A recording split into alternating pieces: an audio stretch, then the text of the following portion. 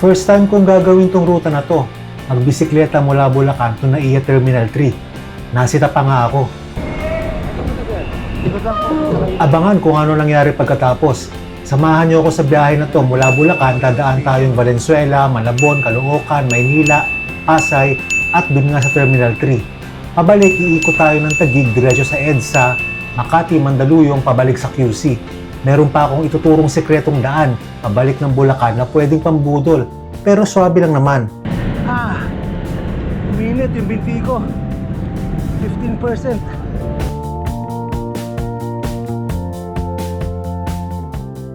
Malamig ang simoy ng hangin.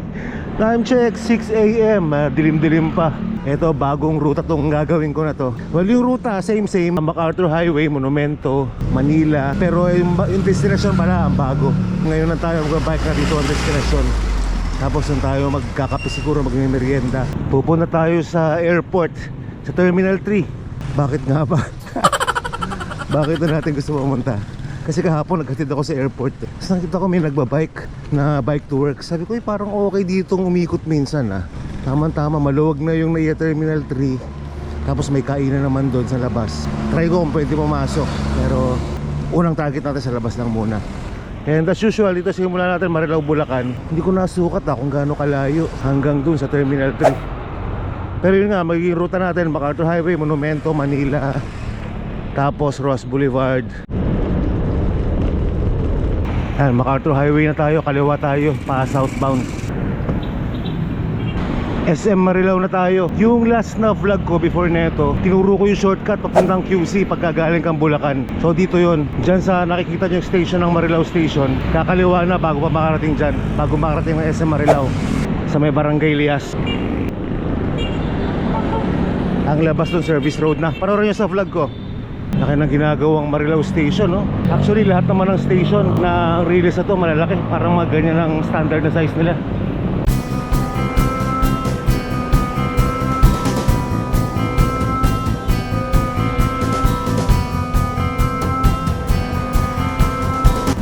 Ayun, kita nyo yung may Kawayan Station. Halos kasi laki rin ng Marilao Station. Exciting tong ano na to, tong train station na to, train system na to. Ang alam ko mula Manila hanggang Clark yan Pero ayon sa Rappler sa isang article nila noong July 2024, ang buong kahabaan pala ng North-South Commuter Railways ay hindi lang mula Maynila. Calamba, Laguna to Clark, Pampanga pala ang kabuuang stretch nito at may total na 37 stations na inaasahang matapos sa 2029. Kung medyo maluwag kanina sa Bulacan, Marilao sa May Kawayan, dito sa Valenzuela yan, sisimula na mag-traffic. Ang tansya ko rito hanggang Monumento na to. Dahil wala namang bike lane sa part na to ng Valenzuela, sagad-sagara ng mga sasakyan sa gilid. Mapatruck o motor as in hindi ka makakasingit. Buti na lang at naka-gravel bike tayo kaya madaling sumampa sa gutter. Pero kung nakamotor ka, hindi ka pwede dito. Nanguhuli ang mga bantay na mga motor na sumasampa sa gutter.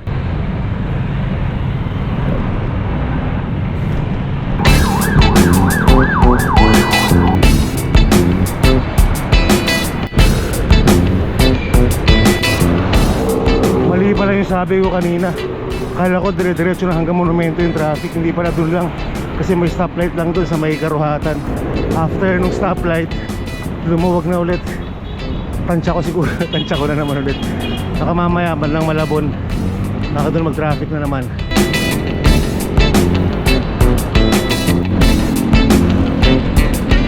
Approaching Monumento na tayo, dulo ng MacArthur Highway. Shoutout pala Sir Mike Saringan ng Paddy's and Chill Bar. Ito, meron Paddy's and Chill Bar dito sa MacArthur Highway. Kung nakaraan, nagyaya ride kami. Diyan na naging kainan, sponsored syempre ng Paddy's. Eksaktong 17 kilometers para to. Galing Marilao, Bulacan, dito sa bahay namin.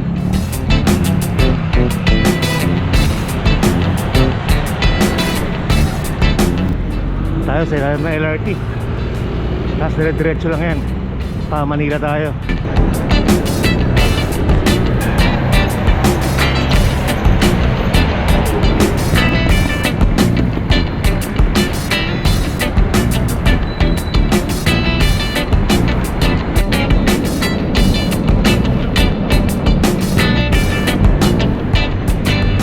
Time check 7 a.m. Approaching Abad Santos na tayo. Dito tayo sa kanan. Pagkaliwa, pwede rin papuntang recto. Kaya lang masikip dyan eh. Tsaka dadampan ng Quiapo. Paikot lang din naman yan. Yung dinabas yan.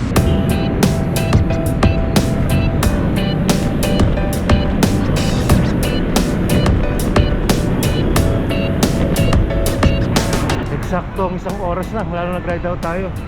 Maka-stop over muna at makapag-almusal. Para meron tayong fuel. Di pa ako nag-almusal eh.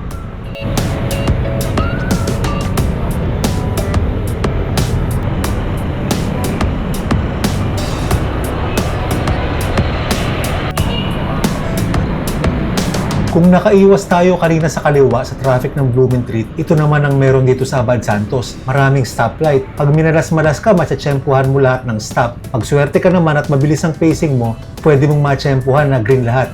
At dire-diretso ka na hanggang Binondo.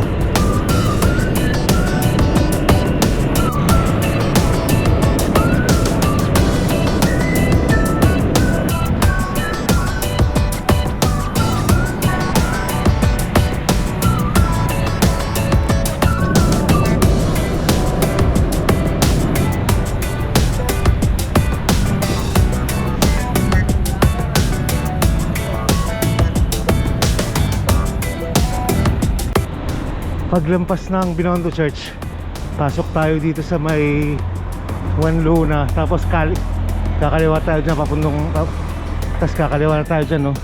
Sa liliko ng jeep.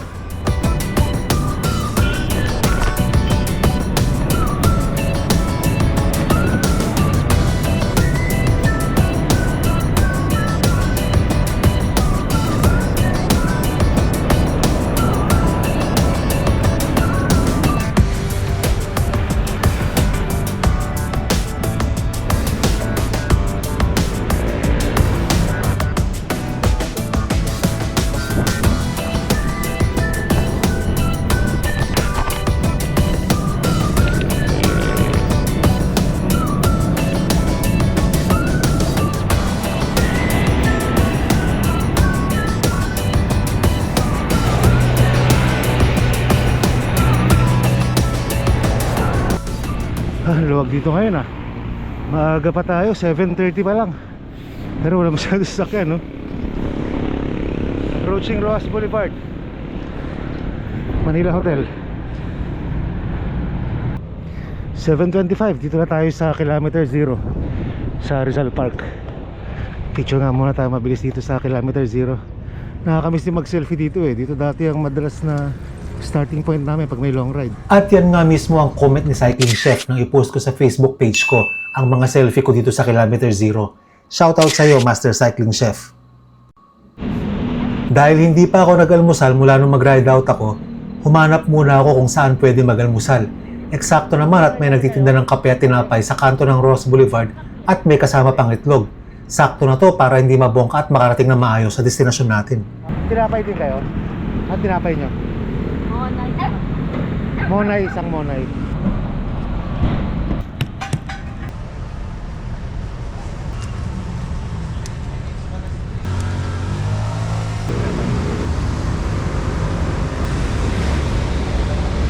Galing dito sa Luneta, siguro kung mga 15 kilometers na lang papuntang Terminal 3. Pero ang gagawin natin, ikot tayong PICC, daan tayong MOA, daan tayo Okada para maganda-ganda naman yung ikot natin.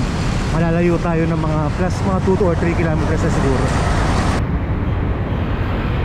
Relax lang muna, padyak natin. Nakakain lang natin. Tayo muna natin na digest ng konti. Sarap mag-bike sa Roas Boulevard. Sayang lang eh, wala na yung car free Sunday dito. Dati parang Ayala, merong car free Sunday dito sa Roas Boulevard. Sinasara yung kalsada from 6 a.m. to 10 a.m. Kasi pwede lang bisikleta, runners, ganyan. Pero tinanggal na yata. Hindi rin kasi ganun karami yung nagbabike at nag-jogging dito, napansin ko. Hindi kagaya sa Ayala na talagang pagka Sunday talagang dumog. Kanan tayo dito, CCP Complex.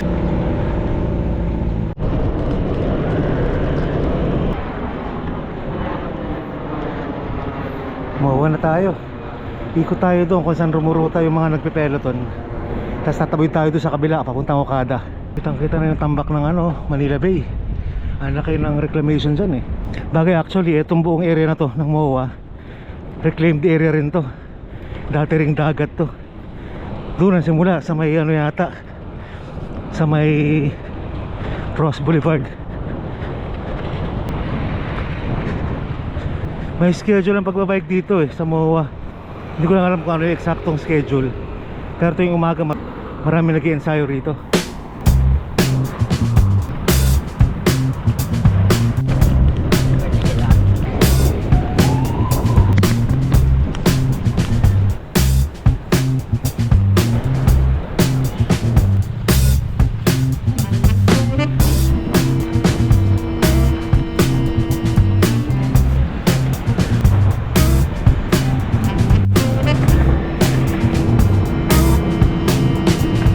Yung paglampas ng MOA Arena, kumanan lang tayo.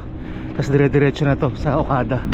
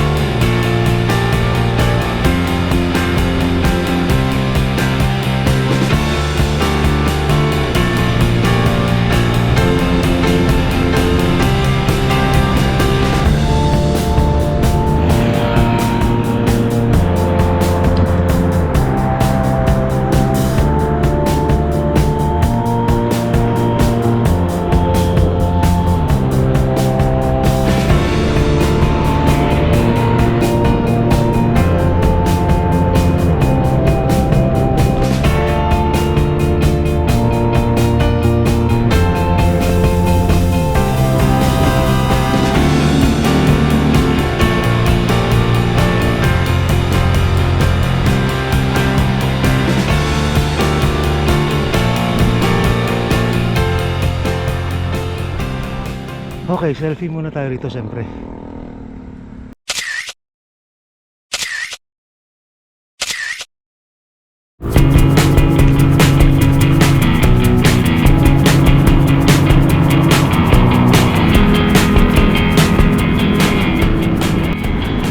Actually kanina pwedeng dito tayo nang galing, diretso na eh. Pag ano no. Kaya lang gusto natin madaan yung Okada para mapakita natin ganda sa daan doon. Pag nagtatagaytay ako, dito rin ako dumadaan. Pero kumakanan na ako dyan sa Quirino Avenue. Tapos dire-diretso yan hanggang Aguinaldo Highway. Pero ngayon, ruta natin, diretso tayo papuntang Terminal 3.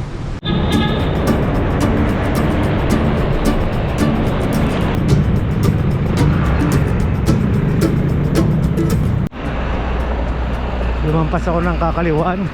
Sa Terminal 3 dapat tayo eh. Balik tayo, balik.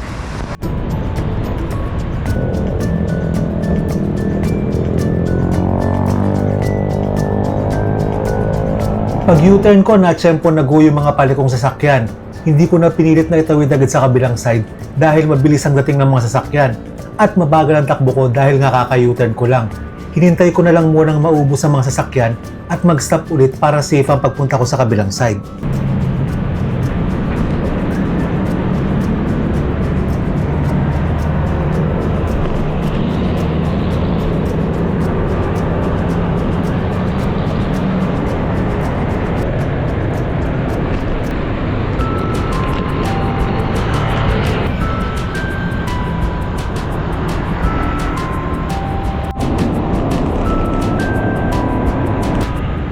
Ayun na, Terminal 3 na tayo. Punta lang tayo dun sa may arrival area. Tapos may parking, may doon, may meriendahan. Doon muna tayo. Merienda konti, tapos pahinga. Tapos uwi na rin tayo. Pero sa kabila na tayo dadaan. Sa may C5 na.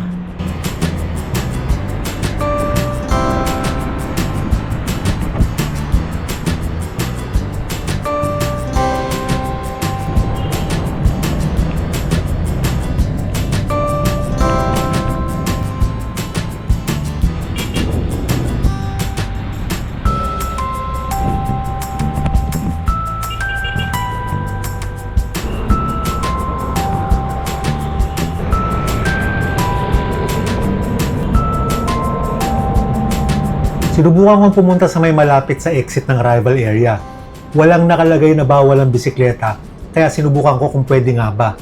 Pagdating ko malapit sa entrance ng mga nagsusundo, eto na nga, tinawag ako ni Kuya.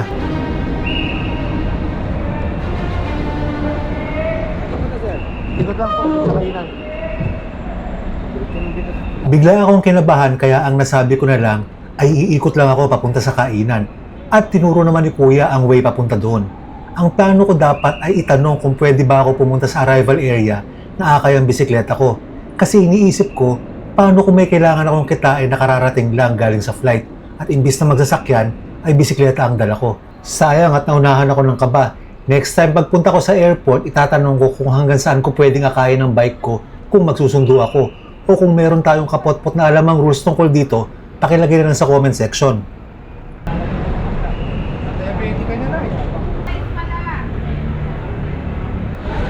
Saka siopaw, tsaka sagot bulakan. Halo-halo na lang.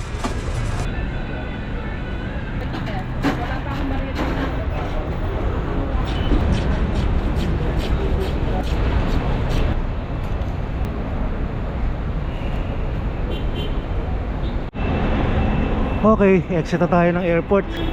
Bad trip yung Strava ko, na-post ko. Tapos habang nagmimerienda ako, nag-stop siya ng kusa. Kaya ayun, higit dalawa tuloy yung record nito. Follow nyo ako sa Strava, Ian How. Bad trip, sayang, hulog sana to eh.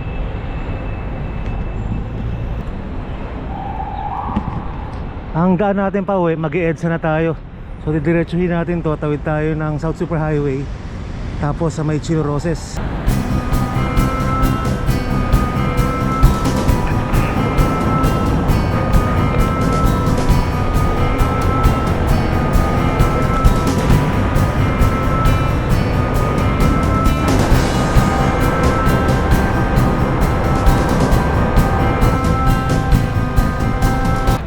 Pwede sana tayong kumanan dyan, no?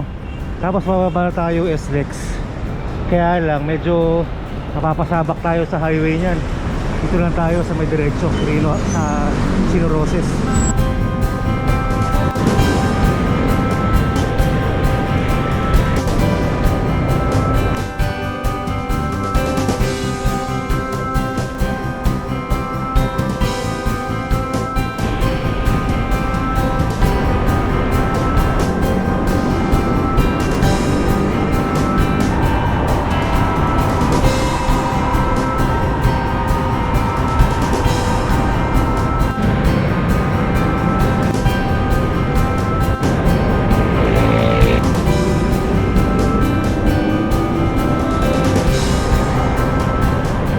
Time check, 10:06 ng umaga. Robinson's Galleria na tayo. Hopya, meron tayong kapot-pot na makikiselfie raw. Ito, nakasabay natin sa bike lane. Ang galing, sir. Sa airport? Ikot lang. Po, Cavite po. Okay. Imos. Ikot-ikot lang rin po. Nakakatapos ko lang rin kasi magpag-good. Ayos, recovery na lang. Recovery ride lang pala si Master, galing pagod po. Congrats. Santola na tayo. Usually pag mag-isa ako, tapos pagka maluwag ang EDSA, umakit ako dyan para paglusong rock music pasok.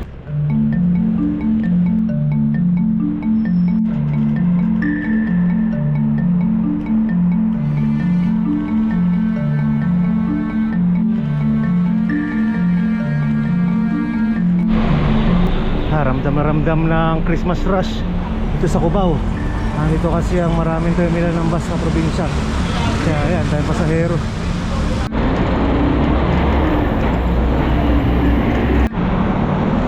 Time check, 10:37. Nagsisimula ng mas uminit yung araw. Ramdam ko sa likod ko, masakit. Quezon Ave na tayo, kakanan na tayo dyan. Tapos mag-Aagham Road tayo. Tapos Mindanao Avenue.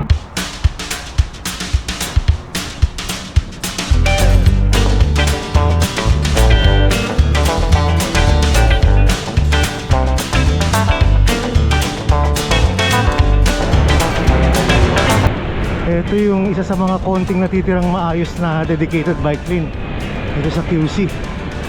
Yung iba kung hindi dinadaanan ng sasakyan, mga tinanggal na.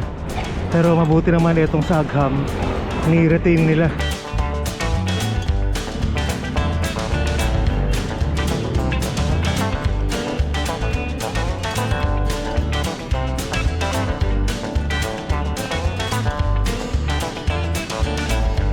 Yo, Mindanao Avenue na.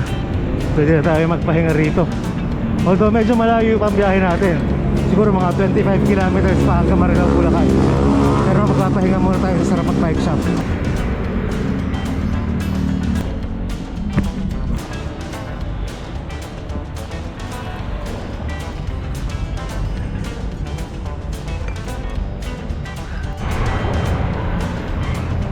At eto, dire-diretso na natin ito Mindanao Avenue hanggang dulo. Yan tayo General Luis. Nasa labas tayo Service Road ng NLEX. Tapos Bulacan na. Pagdating dyan sa may tunnel, para makatawid ng Quirino Highway, ilalim tayo.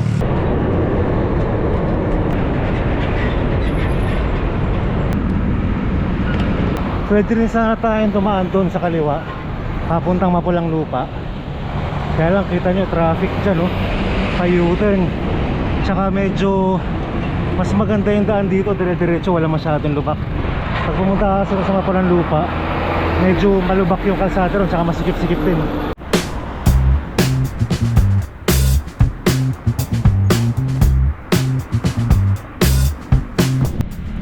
Bago makarating sa dulo ng Mindanao Avenue Extension, ito, meron pang hindi masyadong tapos. Pero maiksi lang, maya maya mahalapat na ulit yung kalsada.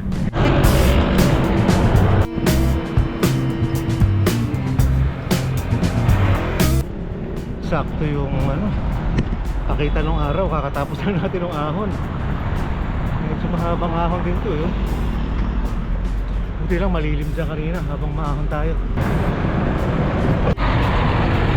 Traffic mukhang mahaba na to. Iwas na tayo. Dito tayo dadaan sa Pista Verde.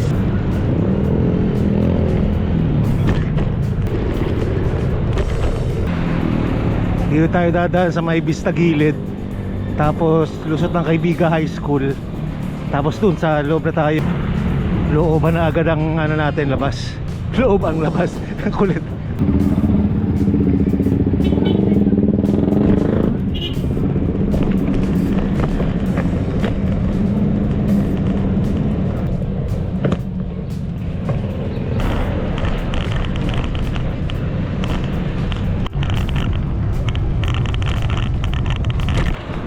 Tara, Kaibiga High School. Medyo natatakpan lang itong mga establishment dito. Bagbagin Valenzuela na. Ito ang lugar na to. Mamaya may ahon dyan, isang matindi-tindi.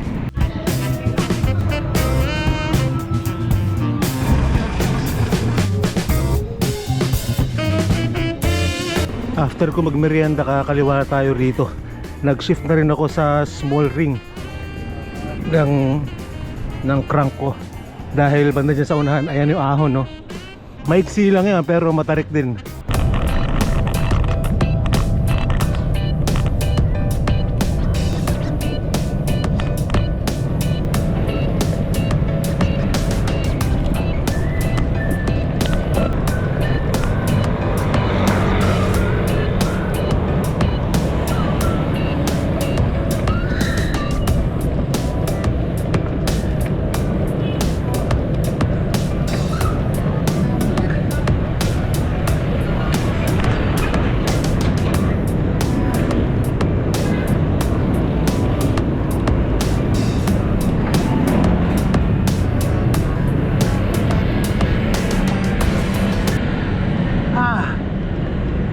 Yung binti ko, hinihingal ako ron. 15% pala yung mixing ahon na yun. Meron pa uling isang ahon dito bago makalabas ng service road ng NLEX. Siguro kung mga 50 meters to 70 meters din. Pero hindi naman ganing katarik sa kanina. Ito na, nagsisimula na yung ahon. Una banayad lang yan eh. Pero pag likudo, no, pag kanan, biglang ahon yan.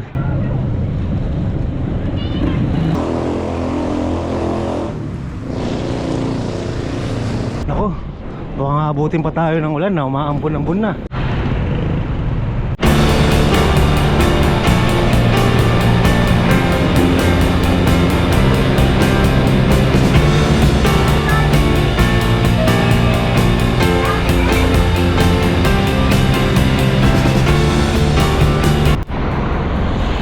Ayun na, may kawayan na tayo. Bali 37 kilometers mula 33 mula Terminal 3 hanggang dito sa may kawayan. Plus yung kaninang biyahe natin Marilao to Terminal 3. Siguro kung mga 85 to 90 kilometers din. Ito isang buong biyahe natin. So dito na tayo tatapusin mga kapot-pot. Salamat sa pagsama niyo. Huwag kakalimutan magkakasabi ng mga sila. Mag-comment, mag-like at mag-subscribe ay swertehin. Hindi mag-skip ng ads. Mas lalong sa swertehin. Hanggang sa muli. Salamat.